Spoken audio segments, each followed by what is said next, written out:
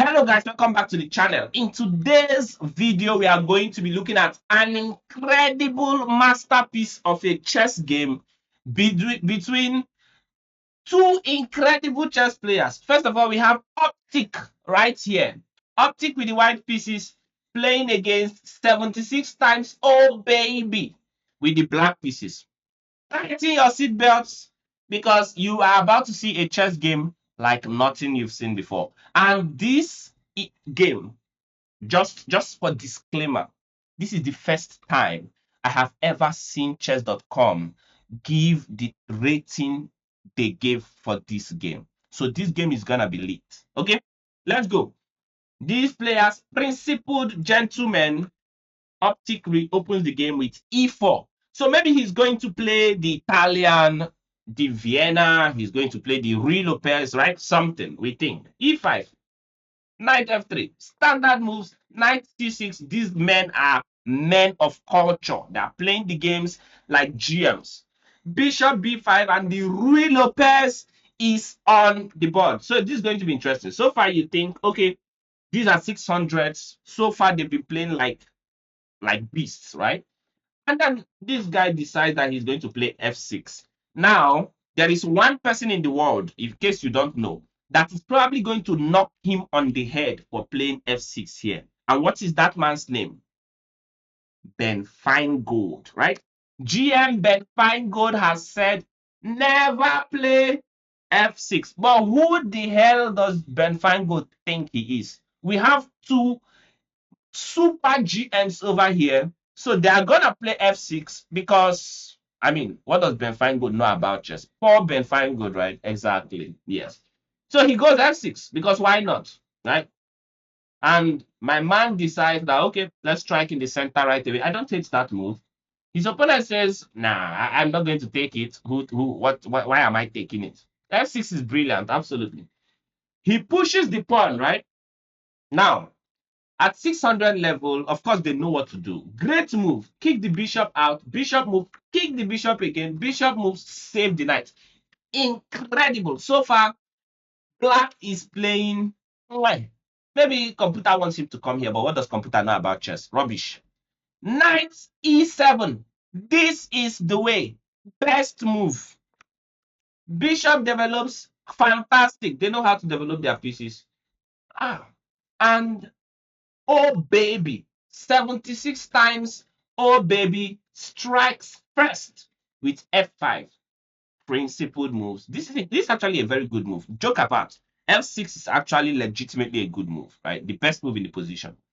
My guy, this guy's like, I'm not going to take it. Why should I take it? He should take me and I'll take back. Or maybe if he has the mind, he should push it. But of course, he's going to take it. They trade and the bishop lands on b7.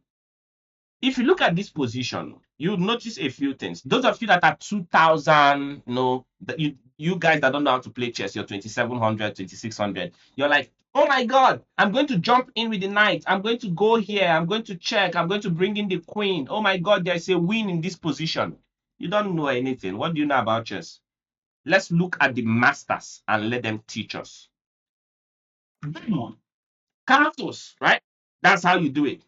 Clean. Knight develops. Black, so far, black looks like he's the master, right? He looks like the person that knows what he's doing the most here. The pawn is under attack. He's attacked 3 times. But this guy, I think there's an angel watching over him, right? Look at that knight. You can see that there's some invisible piece somewhere. Maybe a camel from Chaturaji or something. There's something defending this knight. You think I'm lying? It cannot be captured. You can't capture the knight. Boom. Bishop g5. Pinning the knight to the queen. If you didn't see that move, obviously you don't know how to play chess, right? Bishop g5. Pin the knight to the queen. Pin the juicer. You think his opponent will be like, oh my God, my knight is pinned. But this knight is hanging. Nah. Bishop takes pawn. Great move. Bishop takes bishop. Great move. Knight takes bishop. Oh my goodness. And now, is he going to take the knight with the queen? Because this is a critical position, right? Take the knight. Queen takes knight, knight takes knight, bishop takes, right?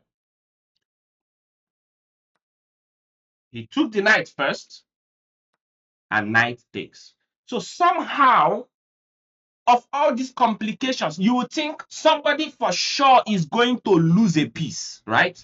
When you look at the position we had literally a few moves back, right here, right here, you think for sure somebody is going to lose a piece. That's why I said you don't know how to play chess.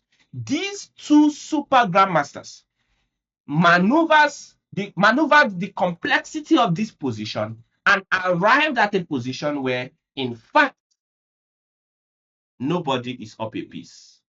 The game is back to balanced. You guys, if you know how to play chess better than these two people, I dare you to play against your opponent, reach that position, and come up with an equal position where nobody is down material. You cannot do it. But these guys figured it out. 3500 engine. That's what you're seeing here. That's what they're playing right here. Queen takes, queen here, hits the rook, right? He defended the rook. Fantastic. He knows what he's doing. He brought the other rook into the game. He brought the rook up here now. Now look at this position. There is check, right? Doesn't do much. There is a lot of knight jumps. There is knights. There's rook here. In fact, you can even go here if you want to be tricky. Open up this file, bring the rook in, go here with a check. It looks like a lot of things are going on. There's even knight takes e5. Yes, fantastic. There is a lot of things happening here. Knight takes e5, great move. If queen takes, you pin the queen, you win the queen.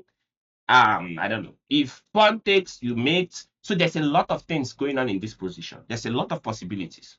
But look at that rook lift. The best in town. Some of you think, okay, red, oh, it's a blunder because it's red. Nah. Who told you it's a blunder? What's blunder? Nobody blunders here. This is a move there's a goal behind the move. Okay, there's a goal behind the move. You won't understand it because it's very deep. Even this chess.com engine cannot understand it because it's too deep, right? It's too deep. And white goes check.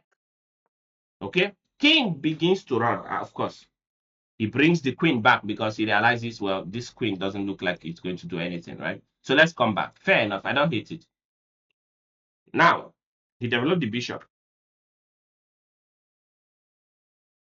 A lot of you will say, oh, that's a mistake. That's a mistake. A 600 recognized that this pawn is actually pinned. So let me taunt my opponent. Let me put my queen there. He's going to think he can capture the queen. He's going to try to capture, and then he'll realize, oh, there's a pin. He was trying to be fancy schmancy, right? He's flexing the pin exactly. And his opponent brought the rook. What did white play in this position?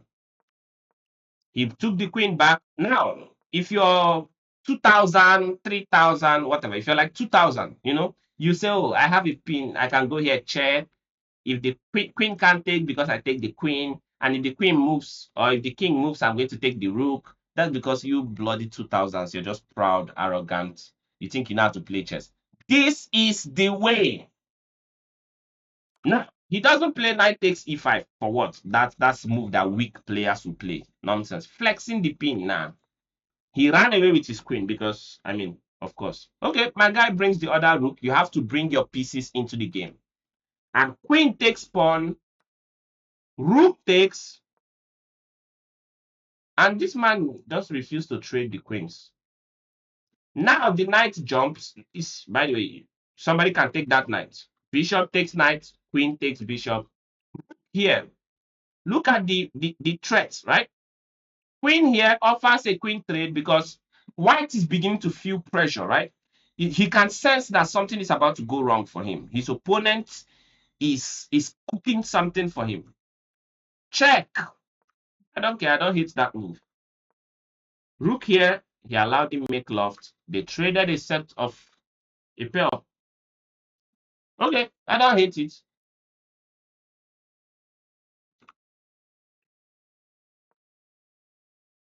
Yeah. You guys, you may think I was surprised by that move, but there's a deep meaning to that, right? It's a mouse sleep. Yeah, that's a mouse sleep. That's sad. Well, technically, he's down to seconds, and truly, for a 600, 40 seconds is not a lot of time. If you're rated much higher, on a serious note now, if you're rated much higher, 40 seconds is a lot of time. But for a 600, 40 seconds is actually not a lot of time. So he mouse slipped here, he hung the queen, and he resigned the game. 76 times, oh baby, resigned the game after sacrificing.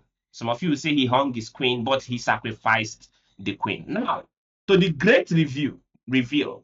If I ask you guys, what do you think is the rating or performance level for this game? These two players are 600, 600, not bad at all. About a year plus ago, a little over a year ago, I was about around 600. So these two guys were 600 rated. They just played a fantastic game. What do you think is the performance rating of these players? Drum roll, and I will show you guys. Voila. These two men, first of all, they had a 33% accuracy, so 38%, and the performance level was 100. 100, you guys. Have you seen this kind of rating in your life?